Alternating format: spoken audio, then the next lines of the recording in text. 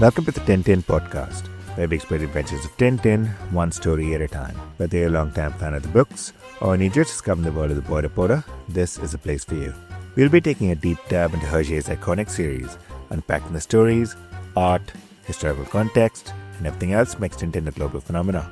Each episode will explore one of Tintin's adventures in detail, with plenty of trivia scattered right through. I'm Varun, and today we're joining Tintin on a treasure hunt that begins with a mysterious model ship and spirals into a tale of pirates in The Secret of the Unicorn. Not for the first time and not for the last, a warm welcome back to Derek, Louisa, and Aaron. Hi, everyone. Hello again. How's it going? With apologies to the Cigars Lotus duo earlier, pods you were both on, Derek and Louisa, this book, The Secret of the Unicorn, kicks off the first proper two-part Tintin adventure. Let's start with you, Louisa. Does it feel like a new chapter for the series when you read it? Yes, it does. And it feels standalone in a couple different ways, which makes sense, given the historical context of the time. And for me, it was sort of standalone. I'll talk more about this in a minute, but it was the only one I didn't have growing up.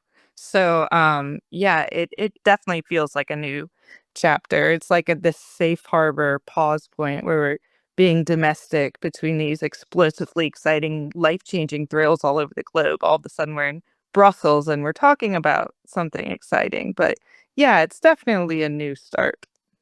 Derek? Yeah, I'm not sure that I did feel like it was a new chapter, unlike Louisa here. Partly because I felt that a new chapter started after King Ottokar's scepter. And that was when Hergé lost his job with Le Petit Vingtième and he had to join Le Soir because Le Petit Vingtième was shut down by the Nazis. Le Soir reached a much, much bigger audience. And I feel that this particular book is a continuation of making sure that we engage our audience, bring them into a new world, and yet at the same time, don't annoy the lion that's watching you. Lots to unpack in that new world, Aaron. But to begin with, a word on the cover. To me, it seems a bit of a random mishmash and a deviation from the standard artsy format, but you do you. Well, I've always liked it personally, but partly it's because when I was a kid, I think this was one of the, if not the first story I ever read and watched the animated show on.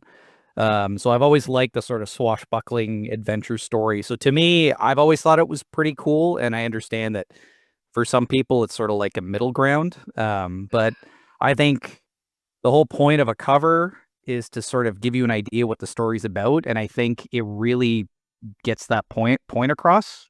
So I've always enjoyed it for that. Looks like you agree with Aaron there, Louisa. Yeah, I was going to say my original answer to you was to say, au contraire, mon frère, I actually think a random mishmash it is not.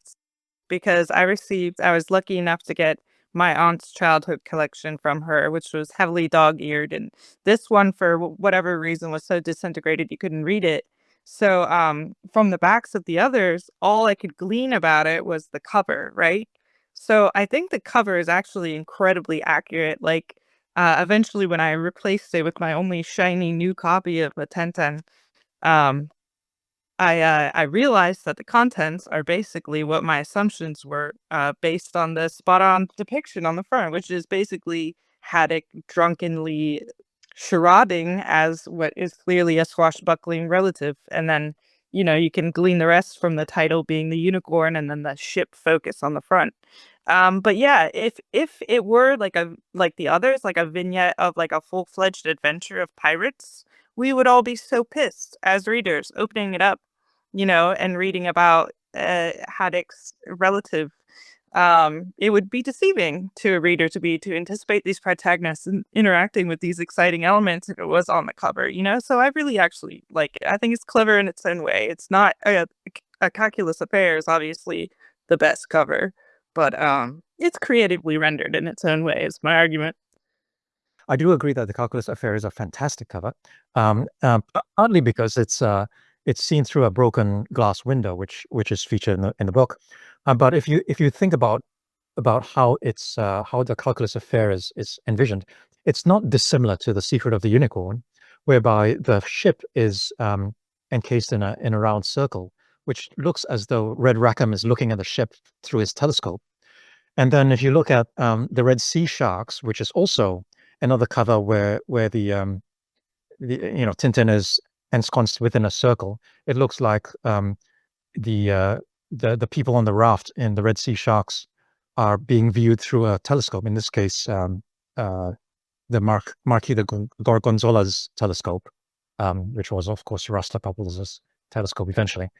But so I think these three covers have something very much in common. Speaking of sets of threes, this book is the first of 3 Tintin books to take place entirely in Belgium, alongside the 7 Crystal Balls and the Castafiore Emerald. Did you enjoy the sights and sounds of Brussels, Aaron? While the series is known for its globetrotting exotic adventures, putting the character in more of a domestic, like seeing a bit of their home life, is kind of a nice change of pace. Like, it's kind of the inverse of like a character like Sherlock Holmes, where all those stories take place in one specific area, and then occasionally he'll go to like Scotland for the Hound of the Baskervilles type thing. And it's kind of interesting to see the character in a different environment like that. Like it kind of like shakes it up and makes it interesting. And I've always maintained that, like, if your story is well written, it doesn't really matter where it's set. And it's just kind of fun to see, hey, this is like the day-to-day life, really, of what he does, because he's probably not globetrotting all the time. So it's nice to see sort of what he does when he's not on these grand adventures. How about you, Louisa? I love the domestic adventures. My main problem with this is the translation confuses me.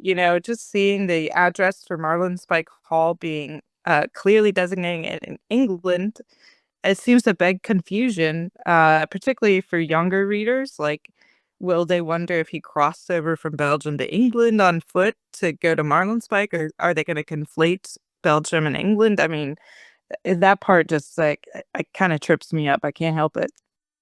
And like for me as a kid, because the comics were in French, I just assumed, oh, this takes place in France. Like, I didn't know what Belgium was at 7, right? So like it's just like, oh, all right. And then it wasn't until I was older, my dad's like, no, he's Belgian. That's where it takes place. I was like, oh, well, I didn't know that. Any such issues for you, Derek?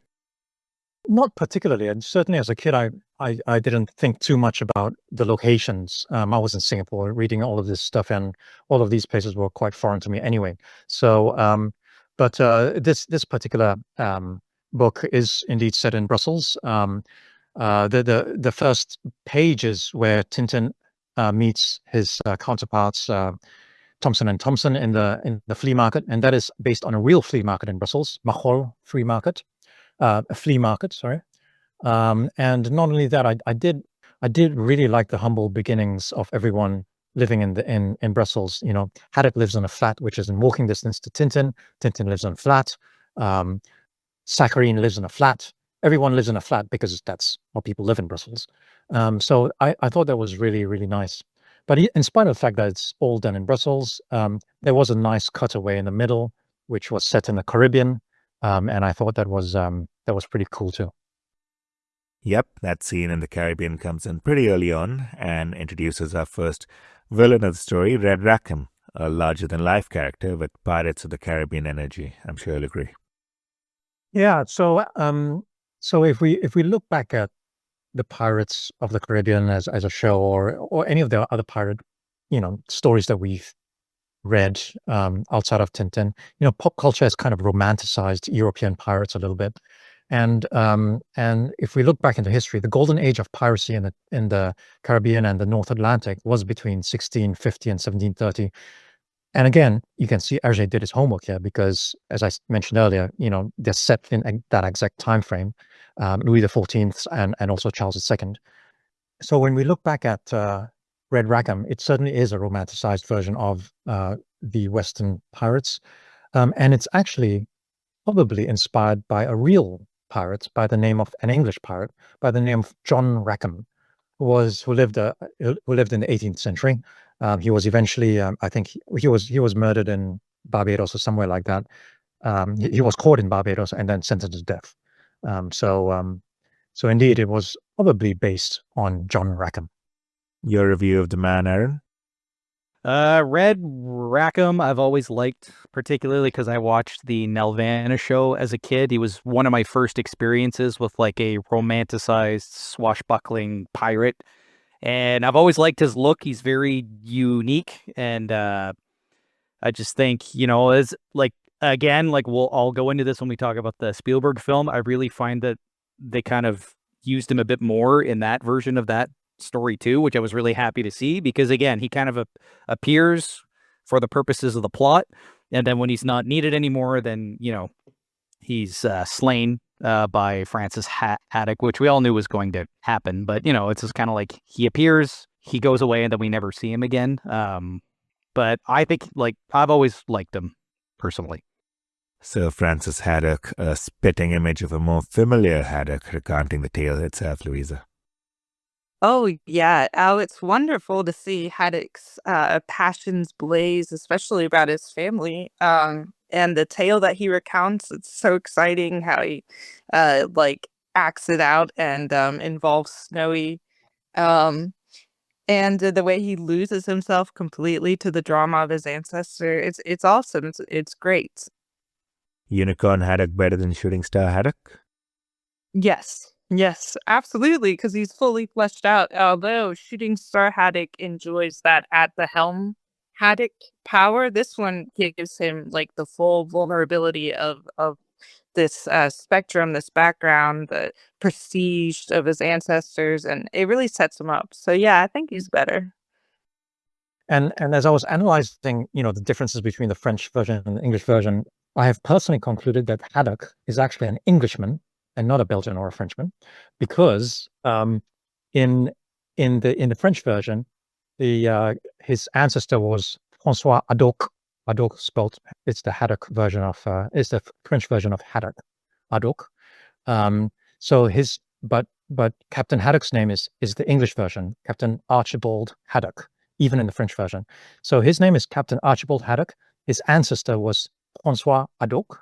So I think that one of his descendants, one of François Haddock's descendants, moved to England, anglicized his name to Haddock, and Archibald Haddock was born in England, even though he now lives in Brussels. So that's my conclusion. That's an interesting nugget if there was one. Aaron, now for the other villains, the Bird Brothers. Not much to write home about, I suppose. Certainly more functional than they were flavorful. So I always forget that they exist until I reread this story because there's not really a lot of build up to them. And then the reveal is just kind of like, oh, okay, they're there. And then they kind of serve their purpose in the story and then the story continues. So like, I was always annoyed. And this is one thing I'll get into later when we talk about the Spielberg film. I do like how Sakharine was kind of like recontextualized as the villain in that version of the story, just because reading the book, you really feel like that's who they were setting up to be the ultimate villain. It's a good red herring, but so they're not very memorable to me because I always forget in the pantheon of the characters, I always forget that they're a part of it. Louisa? Yeah, I agree. I think they are not very memorable. I think they're enigmatic, to be sure, like especially with this gigantic estate and their like really violent motives. The most memorable aspect for me is when their victim names them by pointing at birds when he can't speak. I think that's cool, but the rest is a little illogical. Although I suppose maybe old money could explain having half the contents of the British Museum in their cellar. They really just feel more like a convenient part of the plot, which is a placeholder for a treasure hunt conveniently relative to Captain Haddock.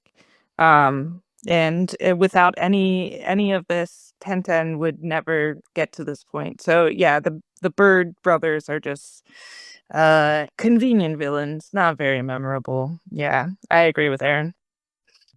So to your point about, how could the Bird brothers have the entire contents of the British Museum in their cellar?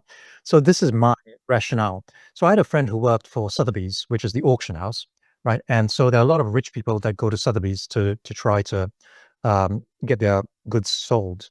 And while they're trying to get the goods sold, and it could take years before they're sold, they give it to Sotheby's, and it's called on consignment.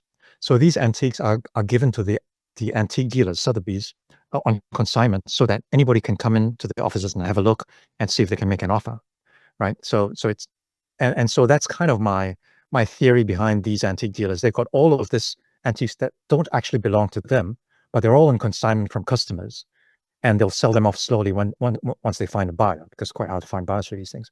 And also, to your point about the mansion, how could they possibly be living in a mansion? Again, that's kind of my theory, that maybe the mansion is also an antique that's being waiting to be sold. That's kind of what I'm thinking.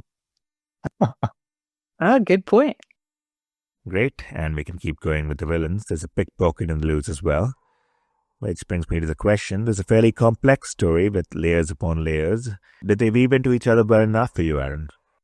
Overall, I mean, it's not the most perfectly put together story, but I think just the idea of having like the three ships, if that was like the only mystery to the whole thing, I think the story would have been a tad more focused, because while the pickpocket stuff is really funny, really at the end of it, it just feels like, for the most part, it kind of feels just like a comedic thing to give Thompson and Thompson something to do. And while it does play into the plot at the end when they get the other two parchment things, I remember reading it like, okay, yeah, this is kind of funny, but like the joke's kind of played out, guys. And then it does come back into the very end. I'm like, all right, I see what he was doing there. And really, the only criticism I have of the story overall is what I mentioned earlier about the, they built up Sakharine to kind of be the villain. And he even kind of looks like a villain with like the way he's drawn, only to sort of push him aside. We never see him in the story until he makes a cameo in the next book. And all of a sudden, the Bird brothers have been the masterminds behind all this. And it's just kind of like, okay, well, you kind of fumbled that a little bit. But overall, like, I find the best stories are the mystery ones, and this had enough of a mystery to me and something to solve, a goal, that I'm fairly entertained by it. Louisa, you've been with us since the Soviets. There are a bunch of cliffhangers at the end of every other page, sure, but if you agree that it's a contrived tale, it won't be for the first time.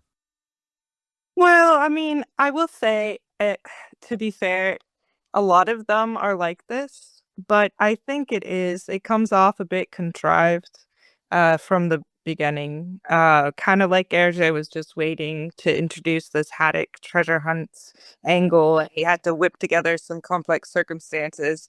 And it all starts out in this open air market with this vendor who clearly he's been there for a minute. Everything is fully set up. He is not just putting the ship down. And yet, as soon as Tintin very casually stumbles on him and gets that ship, he's followed rapidly by the plot-driven players vying for the same ship. And so it is like a lot of other adventures of Hergé's, where it's just there's too much luck and convenience. And yes, it's for kids, but is it? The details, though, are so wonderful, especially the ships. And I love the parchment scrolls in the ships and how they all like fit together and you hold them up to the light. It's beautiful. But I especially love the ships. And he's definitely showing off with those ship illustrations. They have perfect perspective, every little tiny line. So I think he's showing off, except maybe in the pane where I don't see Tintin reading unicorn off a ship at all. I don't think that name is there. I looked at it really close up. But other than that, I think the details are worth the bit that feels contrived. Specifically the ship, the little model ships make it all worthwhile. Yeah, the little model ship was actually drawn based on a real French man of war. Those battleships in the old days were called men of war, perhaps. And it was based on a real French ship that served under Louis XIV, and the ship was called Brillant, or Brilliant in English, Brillant in French. So yeah, I agree with you. I mean, the ship details are just so beautifully drawn. And this was before Hergé Studios. Right, Hergé Studios did a really good job subsequently, but this was before Hergé Studios, so he did a good job there. Although I suppose it gets easier when it's a team of people chipping in. And your thoughts on the complexity of the adventure? Yeah. So both Aaron and Louisa, I think you both mentioned that, yeah, this plot is kind of contrived a little bit. I'm gonna have to respectfully disagree. I think this is fantastic. So, well, that's when you watch Seinfeld. I don't know if you guys watch Seinfeld. Maybe you're too young for it. Oh, I love Seinfeld. So Seinfeld starts off with these random, usually two bits of two stories, and then at the end it all comes together, right? Often in the 21 minutes of the comedy. And similarly with this one, there are probably three threads to the story. You know, the pickpockets, the Bird Brothers, and something else, and it all comes together at the end. So I think this is I think Hergé did a really good job here. I thought he really thought through the adventure compared to Congo, for example, where he just randomly produced a bunch of cartoon, didn't really think through an entire story. I think so. I think this was really good. It's not like the best story in the entire series, but I've always rated it highly because it was one of the first ones I ever read. I've always liked the story. You know, I love a good adventure story. I feel like when comparisons are made to Indiana Jones, this is usually the story they're probably thinking of because it has a lot of those sort of Indiana Jones-esque plot devices, I guess. Louisa, picking up a thread from one of your first responses on this board, you mentioned that this was the last Tintin you read. Fair to say that you can read Rackham's Treasure without the backstory contained in the Unicorn? No, I don't. I mean, you could because I did as a child, but uh, actually, you know what? I think you can't. And the only reason that you can't has nothing to do with the treasure hunt. It has to do with missing the bit about Marlin Spike Hall and Nestor, because that was the only part that really screwed me up in reading without having this one, because there was no exposition for the existence of Marlin Spike Hall or for Nestor. So I was always confused by that. But I would say, other than that little detail, the rest of it is clearly a setup for Red Rackham's treasure.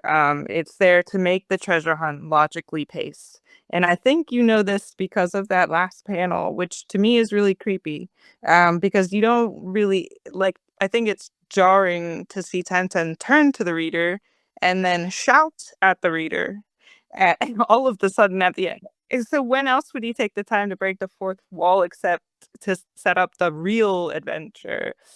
We must read Red Rackham's treasure, or not we must, but it's just a little aggressive. I don't know. I thought it was kind of cheap, and that it renders this authentic feel of their lives in Brussels just a sort of a flimsy setup for something greater. Um, yeah. Come to think of it, I'd almost forgotten about Nestor. Yes, he does make his first appearance here, albeit under suspicious circumstances. What did you make of his new relationship with Haddock by the end of this book?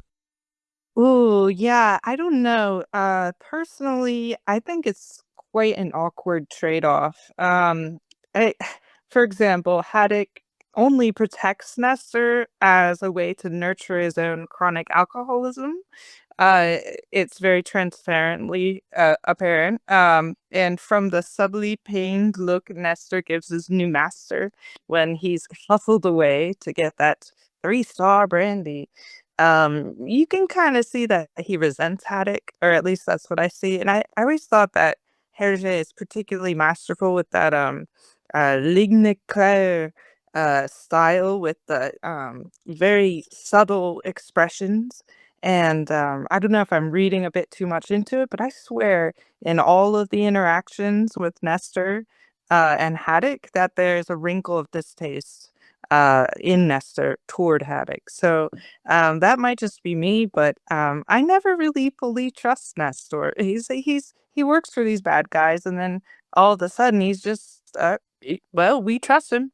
Uh, I don't know. I'm just not sure that he's like consenting to being Haddock's butler, honestly. Derek, your take? Well, so Louisa pointed out something quite interesting, actually, that Nesta kind of perhaps even looked down on Captain Haddock, and I think that was the whole point of Nesta. I think Hergé drew Nesta like a very typical English butler who manages the household with a stiff upper lip, and Nestor is nothing but a loyal servant. So when Captain Haddock, a man who swears with every breath that he has, comes into Marlinspike, clearly he's not really of the culture of the Bird Brothers, who are anti-dealers who knew their stuff probably. So I can imagine Nestor looking down on Captain Haddock as his new master in the subsequent series. So I kind of, now that Louisa mentions it, it's probably right, actually. And one character we'll never forget is Snowy. Gotta ask though, does he get a tad muted amidst the rainbow of characters and storylines we touched upon? Maybe comparably, but I would argue he's only muted because nobody's listening to him. He's again a total hero. He's in the window, he's literally yelling after his master. And even Miss Finch is like, well, he doesn't leave his master as a rule as he goes running off the car down the street that he's barking about. And it's like, why wouldn't anyone believe that his urgency is rational? When has he ever led them wrong? Obviously, as a rule, even Miss Finch says, as a rule, she understands this little dog has rules. He follows. And yet, all's well in the end, regardless. Like Captain Haddock conveniently cottons on to the plot and shows up around the same time as Snowy, but Snowy hurdles miles on his own little four paws through rain and sleet and snow and all that. So no, I think he is a total hero. I think he needs to just be listened to. Before we go on to our questions, a quick word about the Spielberg movie. To be specific, is there any reason it gets such a mixed response from fans? The Ellipse and Nirvana animated series is generally well liked, so it's not like the fandom is against adaptations. So what makes this one different? I would say, in short, if you're going to compare the series to that movie, it's because a series is going to be able to be more loyal to the script, as it were. Whereas a movie is going to be Hollywoodized, and fans are going to be pedantic. They're going to want the canon represented accurately. We're annoying like that. I'm especially annoying like that because I have never been a fan of Hollywood adaptations. Spielberg is fine, okay? Uh, but if you're gonna mess with one of my favorite things in the whole world and turn it into a Hollywood film, I'm probably not gonna like it. It's a false approximation of the real deal. Uh, and in this case, I think it artificially like sticks together half of the plot lines that. And look, I only saw it one time in theaters, and I was not happy. So I take this with a grain of salt. It's been a long time, but it felt like really artificially stuck together, and that it had wild deviations from the text, and the charm was so diluted throughout. It kind of made me sick. So I'm not a fan, but I'm also like extremely pedantic, and I already don't like Hollywood. So if you're mad at me, don't take it personally. It's still quite a hefty catalog, Aaron. So why do you think Spielberg picked out The Secret of the Unicorn? Well, I think it's probably the most easily digestible story. It's just a straightforward adventure. Very much like I mentioned earlier, it's very much in the vein of, Indiana Jones, and people love those movies, and, they're not the most overly complex stories. And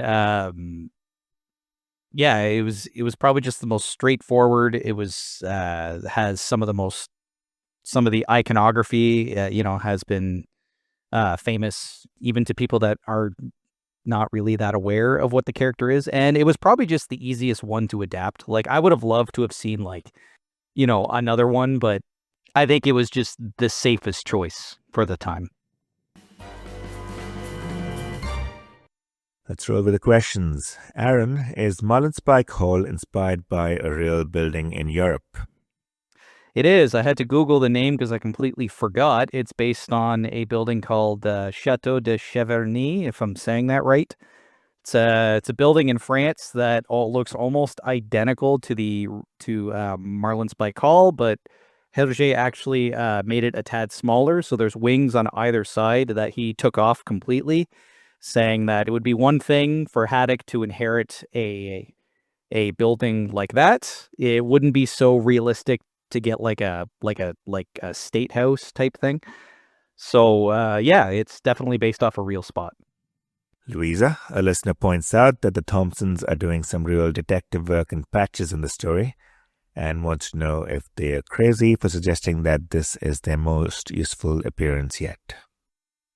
Yeah, you might be crazy for thinking that, because I think they're borderline useless, but maybe credibly so, in this one at least, because technically they do no real police work. They get lucky, and people help them a lot. And they're lucky despite their incredible stupidity. For example, they need Tintin to remind them to look under tea in a room full of evidence that partially pertains to them. And related to this, I do have a gripe about them, and I want to know if anyone else is vaguely annoyed by Thompson and Thompson being surnames, obviously, but they look like twins, so wouldn't they have the same surname and there wouldn't be a letter difference? Because who names babies Thompson and Thompson as their first names with one letter difference? And why would they put their first names? Why would their wallets be categorized under their first name? So if they're twins and they look, somebody explain it. Help. Derek, a listener, points out and asks about the lack of a World War II vibe in the story compared to the adventures prior to this one. Yeah, I think definitely. As I mentioned earlier, this comic was first serialized in 1943 in L'Histoire, and as you can imagine, at that time, Belgium was overrun with the Nazis. Nazis had occupied Belgium. They shut down his earlier publication, the Le Petit Vingtième, and so Hergé got a job in L'Histoire. That was a boon to Hergé because L'Histoire had a much larger readership, and so when he published The Shooting Star and The Crab with the Golden Claws, he got a lot more receivership and a lot more acclaim for that. This, as I mentioned earlier, I think is a continuation of that. It was a bit of escapism. He didn't want to talk about his political stories like Soviets, which dealt with communism, King Ottokar's Scepter, which dealt with fascism, The Blue Lotus, which dealt with imperialistic Japan. None of that in this book, no politics. And I think that certainly enhanced his readership as well. And not only that, to your earlier point about, sometimes each page was seemed to be a little bit forced. There's a cliffhanger on every page. When he first serialized a lot of these comics, including this book, he had to make sure that people tuned into the next week's comic. So every page ended with more or less a cliffhanger. And then during the Nazi occupation, paper was so expensive and so scarce in Belgium that he was forced to cut down on his on how much he published every single week, sometimes down to 3 or 4 panels only. So sometimes you might be able to detect a little bit of that in the series as well, whereby every 3rd or 4th panel is almost a cliffhanger as opposed to every page. Not short of trivia there, and that leads us nicely to your rating. Yeah, so I think Aaron summed it up quite nicely, actually. Aaron said that, look, it's not the greatest book of all. It's certainly not the worst. I did, in order to rank any of the Tintin books, I made sure that I ranked every single one of them across a normal distribution because I'm a mathematician. And this book ends up being very comfortably in the middle of the range with a 4 out of 7. And that's a wrap on our journey through the Secret of the Unicorn. This adventure gave us a classic mystery filled with hidden clues, model ships, and a swashbuckling tale from the past, all leading to one of Hergé's most layered and engaging plots so far. Next up, we're diving straight into Red Rackham's treasure, where Tintin and Haddock set out on a high seas expedition to uncover the truth behind Sir Francis Haddock's legacy. Thanks for tuning in, and don't forget to like, share, and subscribe as you continue our journey through the Tintin podcast.